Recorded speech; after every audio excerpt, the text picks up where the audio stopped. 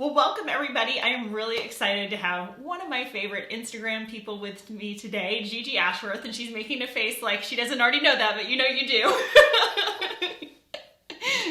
I have to act shocked, right? Right, of course. Well, welcome. So Gigi, I read, if you're listening to this on audio, I've read your bio obviously, but can you kind of just share with people in your own words how you came to this way of eating and a little bit of your past? I think you have some really interesting things that you have done in the past, and then leading up to some health issues that you had where you had to change the way that you ate. Do you have like 15 hours? We have as long as you want.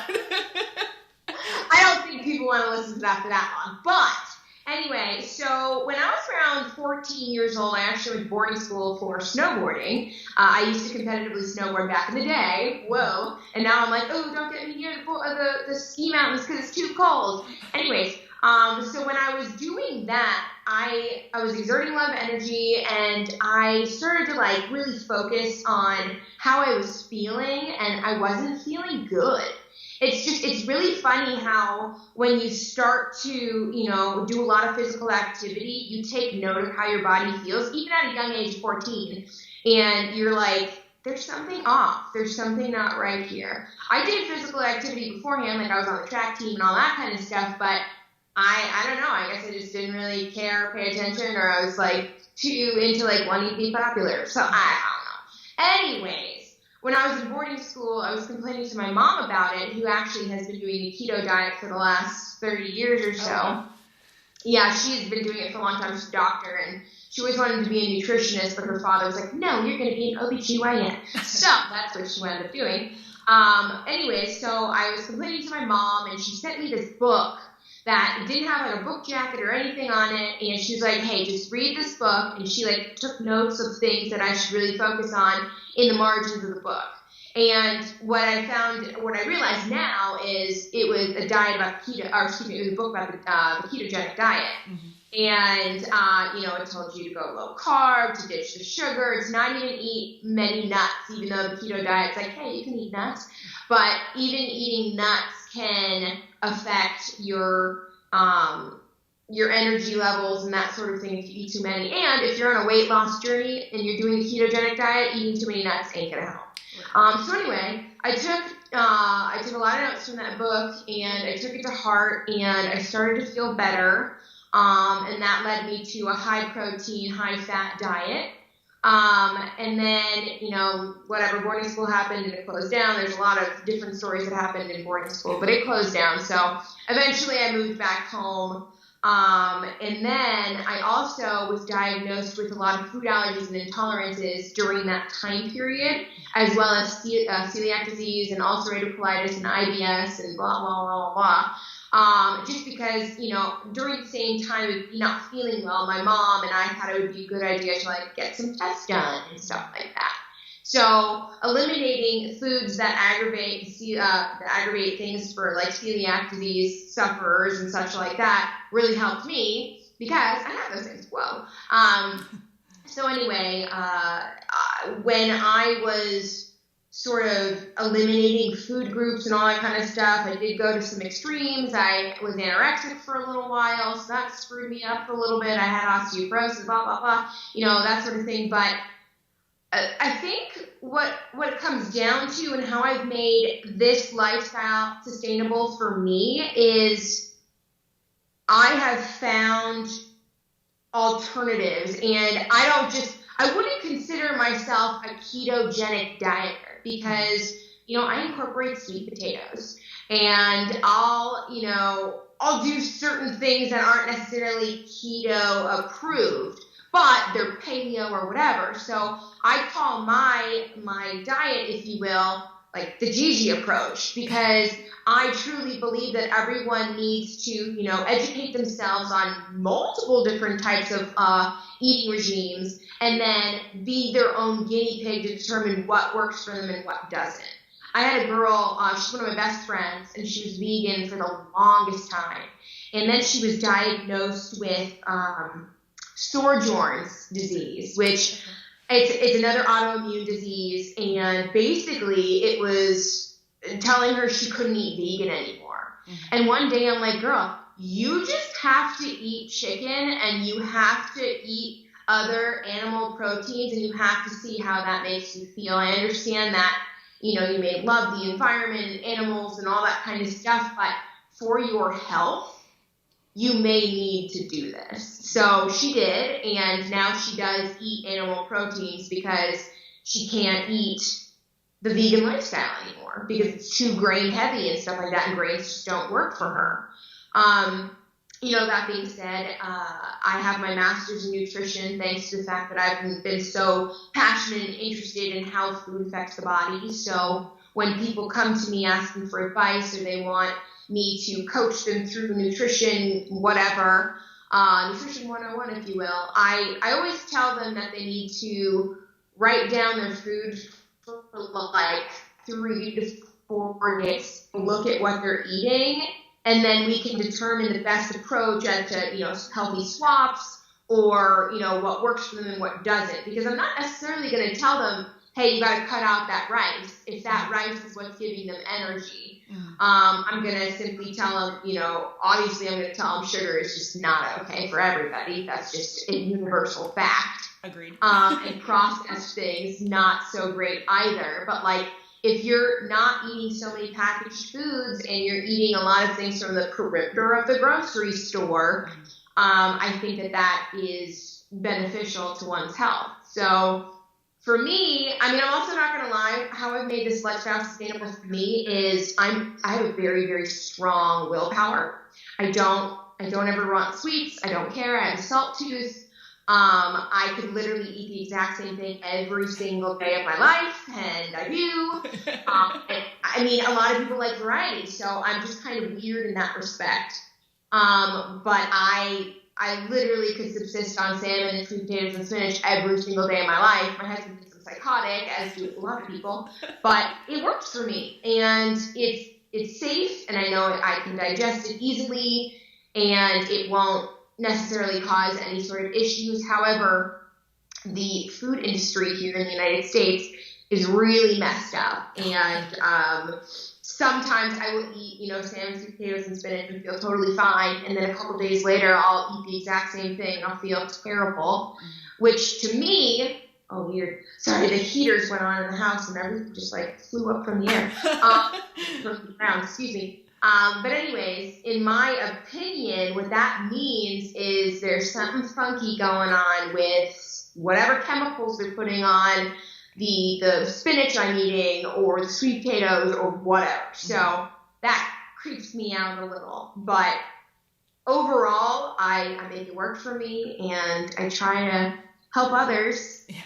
Give them advice as to, what to do too if they want it. Right. Never force anyone to do anything they don't want to do, but if they want advice, I'm here.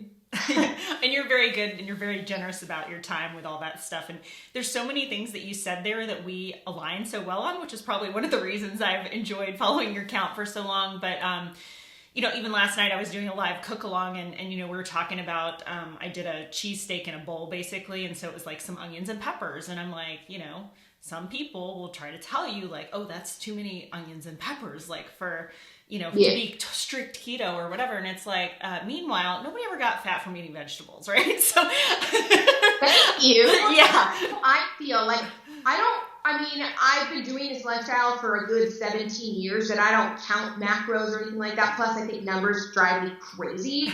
And it just reminds me of when I was anorexic and I'd always weigh myself. And I'm like, you are not defined by numbers. So for me, I don't really count macros. And if I'm going to have, peppers and onions, I'm going to have peppers and onions. I got Mexican food the other day, and it was fajitas with peppers and onions. And girl, wolf those down and didn't give a shit. Because they're healthy. Well, and I can just about guarantee you, since you've been doing this lifestyle for so long and you're extremely active, and we can talk a little bit about some of your workout stuff too maybe, but I would almost guarantee you were 100% still in ketosis after that meal. People have this weird idea, I think, of what the keto diet is, or that it's super restrictive. And in some ways, it is, if you're truly trying to be in ketosis for example, like for your autoimmune disorders or people that are treating other things like depression or anxiety, maybe you need to be a little more on the strict side to get those more therapeutic levels. But for most people, and especially for people that are trying to manage diabetes, or they just want to lose some weight or whatever, if they want to make this sustainable, trying to be weighing some peppers and onions every time you eat is just absolutely ridiculous. So I'm glad that you brought that point up, because, you have been doing it for quite a long time. I'm going on 5 years now. I mean, there's plenty of things that I would probably never eat again, but there's also some things that's like, hey, if I just have a random craving and I don't have any digestive issues like you do, thankfully, I'll have whatever it is I'm going to have, and it's like, that's what makes it easy to do long term. Yes, that's the attitude and approach to take my personal opinion too. I think like, hey, there's some Brussels sprouts over there. I'm gonna eat those. They may be a little higher in carbs, but they're Brussels sprouts and they're delicious, so that's gonna happen. It's not something I'm necessarily gonna eat every single day because, well, if you're real, Brussels sprouts in my digestive tract, that's not a good time. No. I do love my husband a little bit. But, as you said, if you're craving it and you want it, and, it's still categorized as healthy, like, why not? Mm-hmm. Totally agree. So back to your workout stuff. So you are pretty intense with your workouts. And I think one time you told me, like, I'm just going to pretend I'm in a bikini competition, even though I'm not. So how did you get, obviously you've been very active with sports and stuff through your whole life. Is working out now just sort of an extension of that? Or do you have like some goals around, for example, you mentioned that you might have had osteopenia or osteoporosis before. Through eating tons of salmon bones and through doing this weight-bearing activity, have you seen any improvements in that situation, for example? And is that, maybe one of the reasons you do that? I don't know any of the answers here, but I'm just the one asking the questions. No, you're sort of dead on that. It's just more of an extension to my active lifestyle of the past. I was raised in a family who's very active. They're all very active. Every single morning, they all either go hiking or do something in the gym for 2 hours every day. And that's what I do as well. I am the type of person that likes to work out indoors. I don't know. I like to have a time limit on things, and I like to see visuals. I've always hated going hiking with my parents because they just keep on walking, and I'm like, when are we stopping? And they're like, oh, at that tree over there. Yeah, which one? Anyways, they love hiking. They go every day. My sister works out every day. My brother too. So it's really just it's how I was raised. That activity is extremely important. And on top of that, I physically feel so much better when I'm done working out. It's like my morning cup of 10 cups of coffee, because it gives me lots of energy. And it makes me feel better and lighter on my feet and focused and calm. I praise myself for being very relaxed and cool, calm, and collected in situations and not really stressing out or sweating the small stuff. Mm-hmm. And I truly believe it's because I work out every single day. Now, obviously, I don't necessarily recommend people work out 2 hours a day every day like I do. I'm just crazy. But that's what works for me. And again, as I said, everyone's their own guinea pig. If a 10-minute walk outside is what makes you feel light on your feet and ready to go, then that's amazing. But if you need that 2 hours of extreme, strenuous exercise where you're sweating bullets like I usually do every morning, then yeah, go for it. As long as it doesn't impact your health negatively, I say there's absolutely nothing wrong with working out as long as you want. And I am a very active person. I wear this ring, actually. It's called an Oura ring, and it counts my steps. It actually tracks sleep and my readiness and all this kind of stuff. So this actually makes it a little more fun, and I just flipped you off. But it makes it a little more fun, too, because I'm always kind of trying to beat myself from the day before. Mm-hmm. So, I don't know if people care about step counts or whatever, but usually they recommend around 10 to 12,000 steps a day. And on average, people get maybe 3 to 5, mm-hmm. which is kind of sad. But, at the same time, everyone has an office job. So they're just kind of sitting at their desk all day, which, by the way, when I'm working on my computer, I stand because it helps your back, or at least mine. But for me, I get around 18 to 20,000 steps a day because I just can't stop moving. I'm actually kind of surprised that you don't have a treadmill desk. Oh, I wanted one. I do have too, so bad.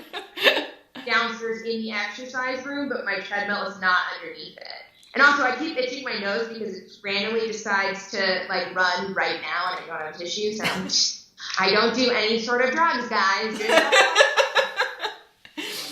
Oh, funny. The one thing I did want to go back to that you kind of glossed over a little bit, and you don't have to go into super detail, but as far as your Crohn's, colitis, all those autoimmune stuff, you did end up having to have surgery at one point. So does that continue to impact your health now, or are things more stabilized? Like, I know you had to go to that one extreme because I'm not sure what the episode was or what they found.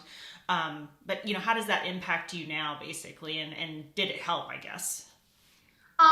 You know, after I had this surgery, it was called cerebral volvulus. I had it when I was 21. So this was after I was diagnosed with colitis and IBS and ulcer and all that kind of stuff. This just randomly was a happen situation. Like, I was feeling pretty good. I even remember I was in college and I was walking home from my advisor meeting or whatever, and I was like, sweet, I only have like 2 more classes to take before I graduate. And I called my mom and I was super pumped. And then I remember that night I had lamb and eggplant, and like, I can't look at lamb or eggplant ever again because that was my last meal before this situation occurred. And a cerebral volvulus, if you don't know, is when your large intestine, there's like an obstruction, it twists into a knot and it cannot untie. So they have to go in and do surgery. I mean, they actually did give me the suggestion of, hey, we can untwist it, but we can't guarantee that this won't happen to you again in a week. And I'm like, we're not going to come back here in a week, no. Or they could take out the large intestine. So that's what they did. Initially, there were a lot of complications and problems for me. Like, I had to adjust, and they recommended I use Miralax, and then I'm the type of person who's like totally all or nothing. So I went to the extremes and used so much Miralax, like literally 8 scoops a day every day. Like, I was addicted. Because, you know, your body gets used to that 1 scoop. So you're like, okay, I gotta do 2. Now I gotta do 3. Now I gotta do 4. And I was putting it in like a smoothie to make like a nice, fun, delicious, ice creamy consistency type thing. So it was actually really delicious. But it really messed me up. Like, that stuff is toxic. I actually wrote a blog post and did a YouTube video about it. And if I didn't meet my husband, I probably would still be using it now, and it probably would have caused 50 million more problems. But Miralax, basically, you know, obviously it's a laxative, and it basically would like lock me in my apartment and after 6 p.m. Like, I did not have a social life after 6 p.m. because I'm like, okay, I'm going to take the Miralax and I'm going to be like on the toilet all night. When I met my husband, you know, being locked in your apartment after 6 p.m. ain't gonna fly when you're like trying to date someone and get to know them. So it really helped me step back from it. And then there was one night where he and I were not hanging out. He was in some sort of acting class. And I took Miralax and it just didn't work. And I was on the floor in so much pain, basically experiencing the exact same pain that I experienced with my fecal volvulus, to the point that I called him. And I have a very high pain tolerance, and I don't like to bother anybody when I'm, you know, suffering or anything like that. But I called him in his acting class, and I said, you have to come get me, and we have to go to the hospital. And after that evening, I totally stopped Miralax. I said, I can't do this anymore. I'm killing myself. For someone who advocates such a healthy lifestyle, I'm killing myself in this other way, and that's not healthy, obviously. So I stopped it completely, and then I let my body adjust and train itself to eliminate, if you will. It took some time, but, you know, you got to just deal with it, and you have to, you know, keep on believing that your body can regulate itself, because it can. Just like, you know, everyone's like, oh my God, I need to detox my liver. No, you don't, because your liver detoxes itself as long as you eat a healthy lifestyle. So that took a little while, but when I first met my husband, I literally said to him, hey, FYI, I have so many digestive issues that if you can't handle that, you should not talk to me right now. We should never see each other. We should just stop this right now. But he kept talking, so here we are. So clearly he can handle it. So yeah, I feel like anyone who suffers from these types of issues and they're in the dating world or what have you, you have to own them. You have to be almost proud of them in a way, and just be very open about it. And realize, some people aren't going to be able to handle it, and that's fine. Those people don't need to be in your life. But you need to be open, as I said, because otherwise you're gonna cause more stress on yourself, and stress is really not good for your digestion either. Yeah. And that's one reason I think it's so great that you are so open and share about this on social media, is because I'm sure you're helping, countless people that have had some digestive issues or didn't know what was going on with them, and maybe didn't even know that, it's so fortunate for you that your mom was not only a doctor, but that she had already been eating keto and put 2 and 2 together, that could actually help your autoimmune. There are still plenty of doctors out there today that know nothing about this. And yet we're out here without medical degrees, but we're trying to spread the good word about how having proper nutrition can really, not only help you lose weight, which is what a lot of people are focused on, but just really function optimally. And that's kind of where I am in my thing is, I initially came to it because I was at a time in my life where I was super stressed out, not sleeping well, all these things, and realized something's got to change. And, was lucky enough to stumble upon some information that led me down the path of going low carb and then finally keto. But it was never a doctor or anything like that. It was something that I found on the internet or on social media. So the fact that, you share that so openly, I think is really a service to us all, quite honestly. No, and it's funny that you say that, because when I got my master's in nutrition, they were teaching the old school approach. They were teaching the food pyramid and all that kind of bullshit. And I got in a lot of fights with my professor, and I was like, this is not correct. But in order to pass it, you kind of just have to go with the flow. But it just makes me sad. So anyone who has their, nutrition degree or whatever, I look at it a little wary, because they're teaching such old information. And there's been so much more documented research that's been published as of late and in the last 10 years that still isn't used in schools, because these schools are being funded by, say, the Grain Council or whatever. Right. So they just feel that they need to bow down to those who are paying for their whatever. And it makes me really sad. That being said, there are also, online courses for keto, educating, whatever they are, but you could be a keto educator or whatever it is, and they're kind of scammy too, because, you read the people who are selling these courses and they don't have any sort of nutrition background, and I understand that a lot of people just, learn through experience and stuff, but I don't know, it's very hard to get good information these days, because people aren't properly educated, but at the same time, where should they be properly educated anymore? Because everybody has a different experience, and the only places that can actually give you legitimate information is nutrition periodicals and journals that have done blind controlled studies and stuff like that. But even then, when articles are published on Yahoo News or CNN or whatever, they don't know how to read those periodicals and journals. Right. So they're literally only reading the headline, and the headline may come off weird, but in the whole, if you dig into the meat potatoes of the whole thing, it's totally different from what the title of the article is, and they just confuse everybody. Yeah. So that was probably very confusing for everyone to listen to. So it's just, I guess my overall thing is you really have to read between the lines, and you cannot trust everything you read. You cannot.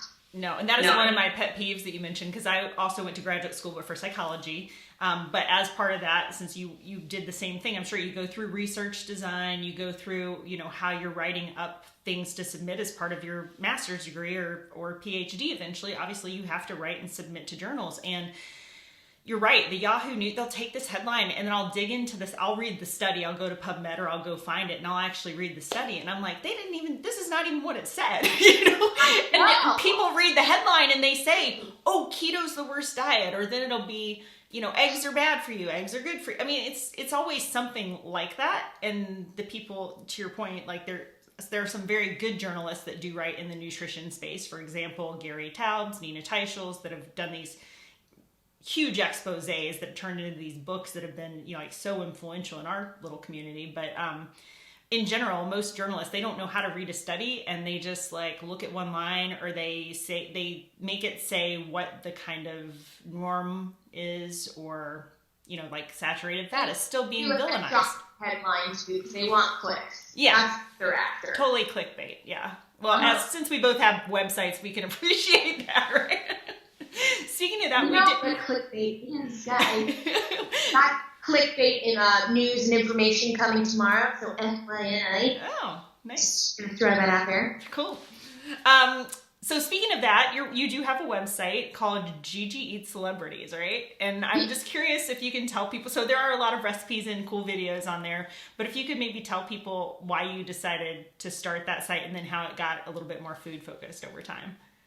Yeah, okay, so Gigi Eats Celebrities is a play on words, because when I first started this website a long time ago, it was when I first moved to LA and I was making fun of diet and fitness trends with celebrities. So Eats is a play on words for making fun of celebrities. Back when I moved to LA, these fad diets, the cabbage soup diet or the egg white diet or whatever it was that these celebrities were doing was everywhere. It was literally splashed on all these magazine headlines, and I just thought they were the stupidest things I've ever seen. So I wanted to debunk these myths of what helps you lose weight. So I made these little spunky videos, and they were all produced nicely and filmed and blah, blah, blah, blah. Anyways, I shot those videos. I think we had 12 episodes. And the whole reason why I started making YouTube videos and I started my blog was because I wanted to be an entertainment reporter. And I was told by all of my contacts in the field that I needed an online presence. So people could Google my name and be like, okay, that's what Gigi is all about. So that's how I started doing all my videos, and then it got me those journalist jobs where I was an online reporter, and I went to a whole bunch of movie junkets and premieres, blah, blah, blah, blah. That was my old life. But when I was doing it, I really realized I do not give any shits about celebrities. I really don't care, especially the celebrities of today, which are winners of Big Brother and The Bachelor and shit like that. And I'm clearly the only reason why you are on those shows is because you want your Instagram following to grow.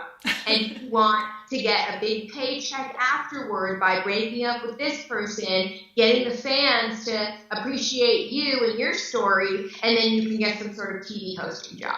I know it because I was on The Bachelor, and the sole reason why I went on The Bachelor is because I was cool, maybe this will get me a hosting job afterwards. That's what you said. After 2 episodes, I quit because I was I can't do this. I hate women. No.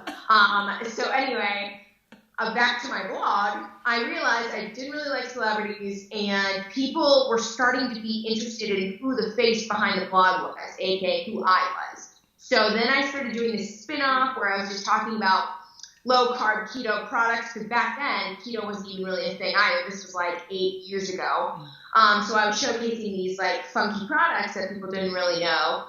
And then I started to talk more about me and my lifestyle and my complications, and people really attached to that versus the celebrity lifestyle bullshit, because I'm more I'm touchable. I feel that doesn't make really any sense, but I'm just more relatable. That's the word I need to use. I'm more relatable, and I'm open, and I have conversations with every single person that comes to my blog or my Instagram page or YouTube or whatever, because I love to talk, obviously. I never knew that about you. Oh my God, I know. Anyways, so I literally talk to everybody, and I think that people appreciate that because, you know, I get these comments a lot where they're like, oh my God, thank you so much for like messaging me back. I can't believe it. Like, and I'm like, this is weird. Like, I appreciate that comment, but at the same time, I'm like, who would ignore you if it's like a simple question? I just don't understand people who would do that. That being said, you know, whatever. So again, people thought I was more relatable. So then I just, you know, opened my book and just let it out and let everybody know literally everything about me. I really don't even think I have, well, I do have a couple secrets, but I am revealing them this week. But aside from that, like once I reveal those secrets, like that's it. You guys know everything. Well, you're probably going to say no, but I've got to try this because you know this won't publish for like, I don't know, at least 3 weeks maybe. Is there anything you want to like give more of a hint to, knowing that it won't be out there until you've already announced it? Or do you want to just keep it super, super, super on the lockdown? Well, putting you on the spot. It's going to publish in a week or two or whatever. I'm pregnant. Oh my God! Oh my God, Gigi! And that's, so I've been a little... I promise it's on lockdown. This will not go anywhere until you have. Because I can't keep it a secret anymore because I can't do Instagram right now because I hate food. Like I hate salmon right now, which is really sad. I was wondering, like your last few meals, like I'm like, what is she doing? I'm like, I have never seen you eat this much things that are not salmon. I know.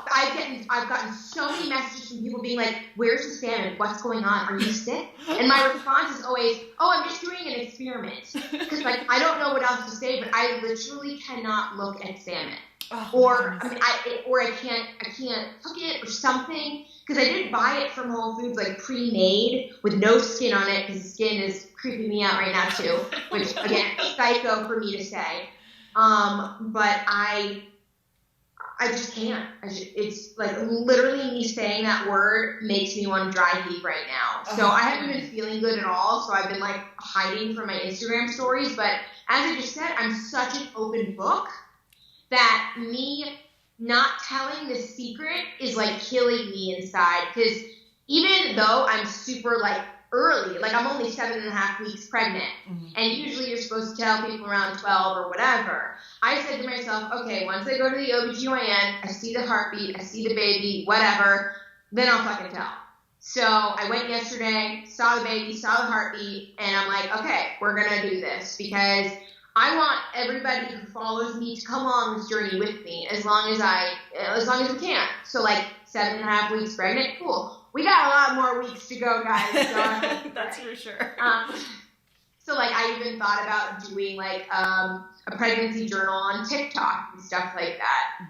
And I'll probably start doing that like tomorrow or whatever. And I actually created some videos, some Instagram stories when I was super sick on the couch and stuff like that. And I'm like, I'll just post these when I actually announce it because I want people to see the real. And so often people see all this fake or covered up bullshit on social media that I'm not about.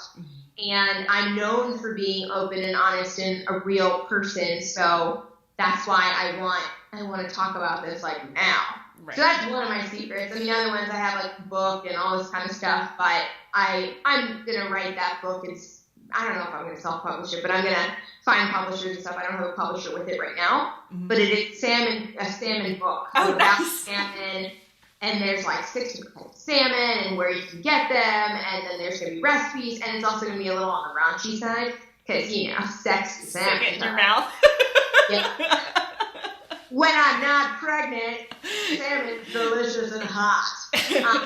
But I have zero motivation to write that book right now because I just do not feel good. Yeah. So that is why I didn't want to do the Skype the other day because I was literally on the couch dying. Oh, I'm so sorry. So here I am. Well, glad you're feeling better today. Any final things that we didn't talk about? I think you did such a wonderful or just our conversation about how making it sustainable. Any other final like tips or tricks or, questions that you just keep hearing from people over and over again about eating this way that you can just shed some extra wisdom on?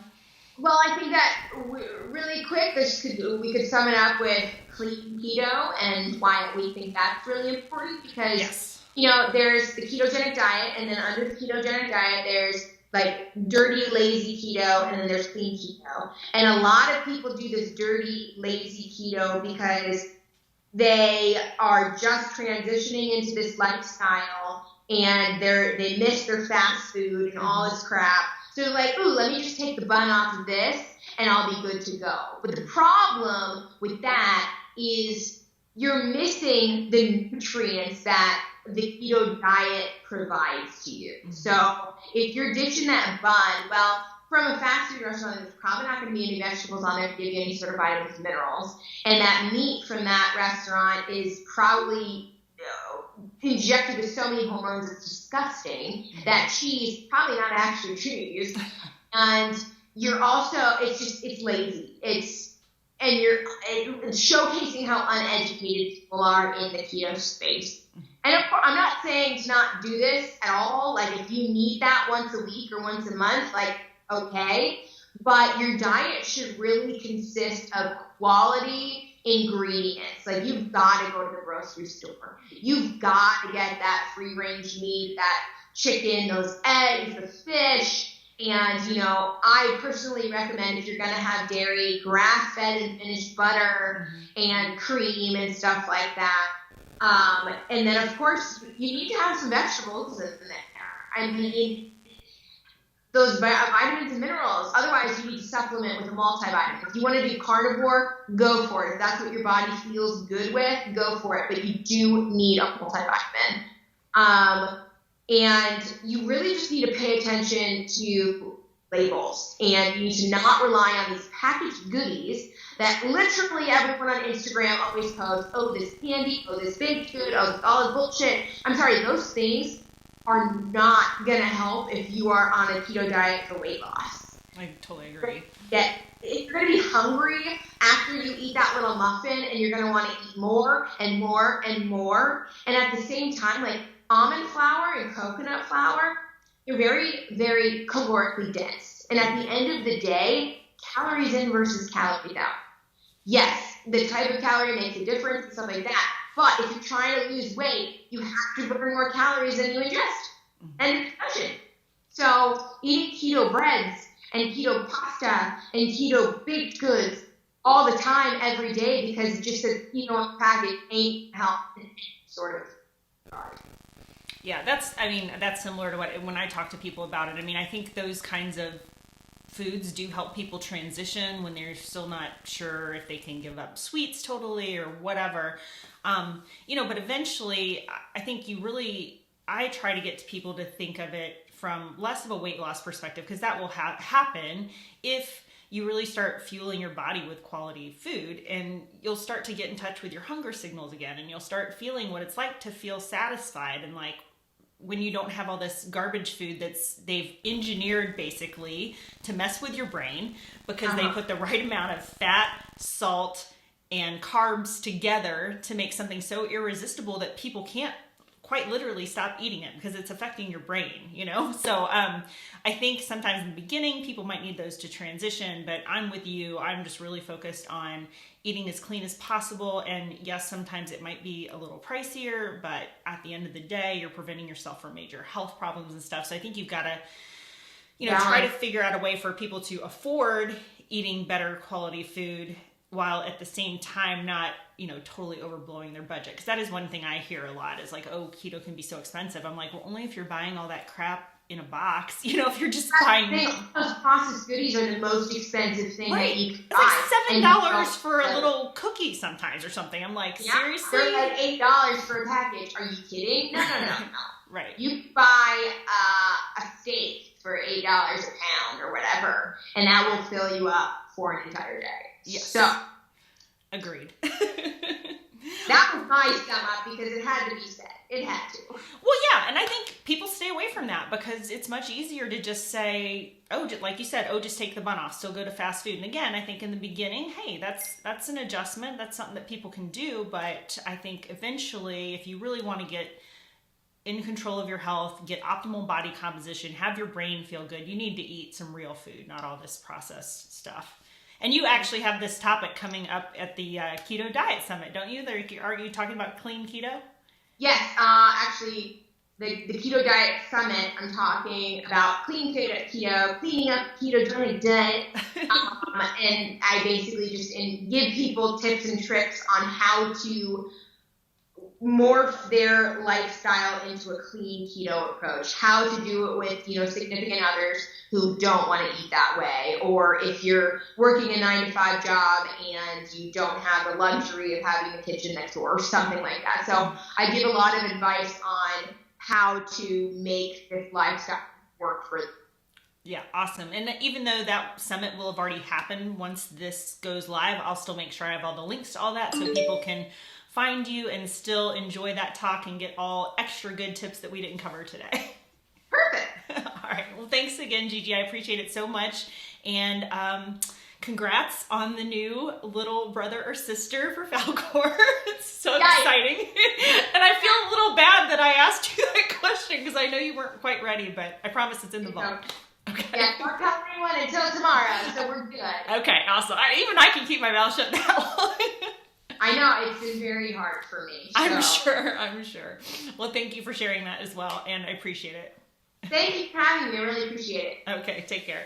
Bye. Bye.